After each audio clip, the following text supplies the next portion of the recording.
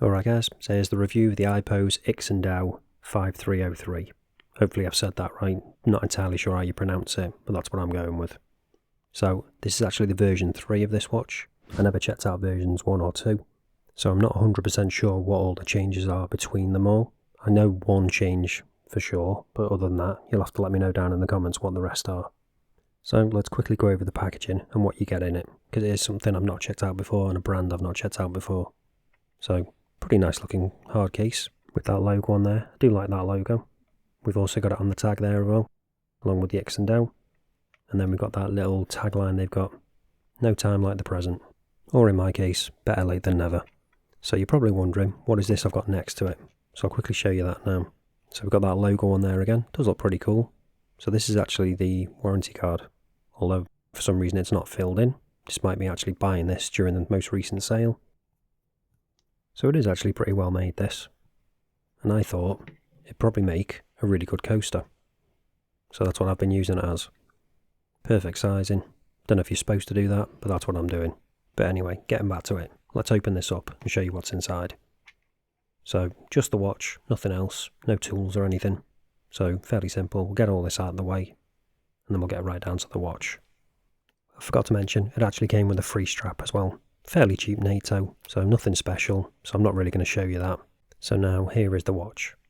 And it is a really good looking piece, I think.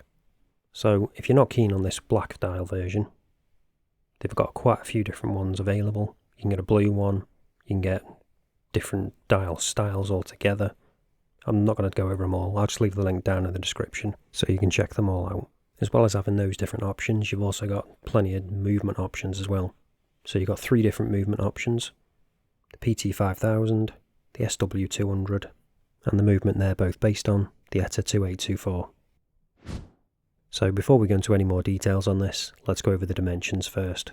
So we've got a diameter of 40mm, thickness of 12mm, lug width of 20, then the all-important lug to lug is coming in at 48mm. In terms of weight, on this supplied Milanese style strap, it's coming in at 118 grams. So some pretty nice dimensions there, so it should wear well on wrist. And it is a really nice strap as well actually, so I'll quickly show you that. As I say, it's a Milanese style strap, but the way it integrates with the case is a little bit different than you'd normally see. I do quite like the way they've done it. Obviously it's based on the watch it's homaging, so it's not original. And when it comes to the clasp on that, got that logo there again, which I do like. I'll go into more detail on this later and how this actually works, because it's slightly different to other Milanese straps I've had before. And then when it comes to the case back, again we've got that logo there and the IX&ADAO branding, and then we've got some specs around the outside. So automatic movement, all stainless steel, water resistance 200 meters, and sapphire crystal. And then the other side of the strap, you can see we've got those little grooves, little slits there. Flicking it back around, let's quickly talk about the rest of it. So, in fact, let's talk about the case first. So we've got a nice bit of curvature to those lugs, so it does help conform to wrist really nicely. And when it comes to the finishing, it's brushed finishing on the case, apart from the polished chamfers. And you can also see as well, we've got some little polished details on the bezel. We've also got that signed crown there, and you can see with that crystal, that is sticking up ever so slightly beyond the bezel, and it's just all really nicely finished. No issues with the finishing on this at all. This is my first experience with this brand, and I have to say, I'm really impressed. When it comes to the dial, let's take a closer look at that. So we're going to zoom in. So, as you can see, we've got a fully printed dial, nothing applied. We've also got no branding on the dial either, which apparently is the same as the watch this is homaging, the Serica. So when it comes to those indices, according to the listing, they've actually got 50 layers on there. So when it comes to the Lume, we're checking out a bit later on, that should be pretty impressive. You can see we've got a little bit of distortion on the edge of that crystal. I do like that they used white hands, so they contrast nicely against that black dial. I'm assuming the other dial variations might have slightly different coloured hands. And then we've got that 200 meters, 660 feet automatic printed on there. Then we've got that colour match date window at the bottom, which I do like. And then just below that, on the edge of the chapter ring, we've got that IX&ADAO diver. So apparently this is one of the things that's changed for this version 3. If I'm right, apparently this used to say Friends of IPOSE or something like that before. So I definitely appreciate they've changed that. Much better on this version 3, I think. And that is it when it comes to the text on the dial. So pretty unusual, not something you see very often. A fairly sterile dial, but I do like it. Then we've got some text on the bezel, so you've got the minutes and hours, and it is a pretty interesting bezel as well. So we'll quickly zoom out and we'll talk about it in a bit more detail. So we've got a ceramic outer edge, the black section, then we've got that steel inner section, and obviously one has the minutes, one has the hours. So you could theoretically use this kind of like a GMT. So when it comes to the actual bezel, it's 120 click. So it's a fairly tight bezel. You're not going to have to worry about knocking it in, it moving or anything. There's a tiny bit of bounce, but not really any back play. It's a nice clicky action. As I say, touch tight, but it'll probably loosen up over time. And then when it comes to the alignment, as I say, you can see that little bit of bounce back there. So it does line up nicely. So according to the listing, this Lume bip is actually sapphire. So we'll check that in a second, as well as the actual crystal, see if they both are sapphire or not.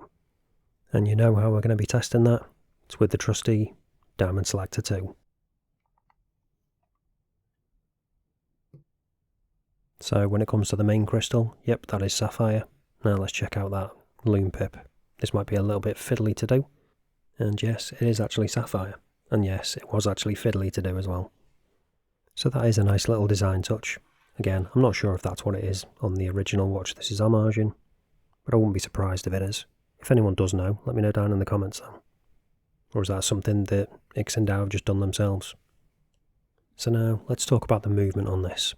So apparently, with the original watch this is based on, or Homage in, whatever you want to call it, they had a bit of an issue with the movement, and that was part of the reason why people got turned off by that brand, and then some Homages started coming out and got quite popular, or at least that's my understanding of it anyway. As I say, I haven't checked out any of the previous versions. So we've got a screw down crown on this, so if we unscrew that, pop it out to the first position, and then we can change the date, pop it out to the second position. You can see the second hand stops, we've got hacking, and then obviously we can just change the time. This version I've got here, it's got the PT5000. I've had quite a few watches with it now, never had any issues. Pop it back in, second hand re-engages, got hand winding, all works well, and then obviously we just screw it back down. So I definitely recommend going for the PT5000 if you are going to pick one of these up. I don't think the other two versions are worth the extra, to be honest, but I guess it depends what you're after. But anyway, getting back to this, let's find out if those 50 layers they're saying are going to equate to good lume. So you can see we've got a bit there already, but let's charge it up, give it a proper chance.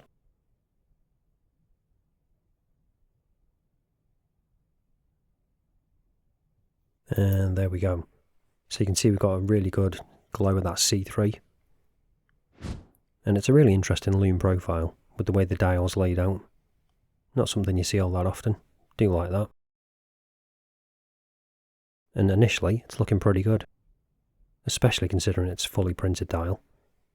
I wasn't expecting it to be this good, despite them saying they've got 50 layers on there. But I have to admit, they've done a good job. There's no patchiness either. It's consistent across the hands and the indices. So, as I say, pretty impressive. We've even got lume on that second hand as well.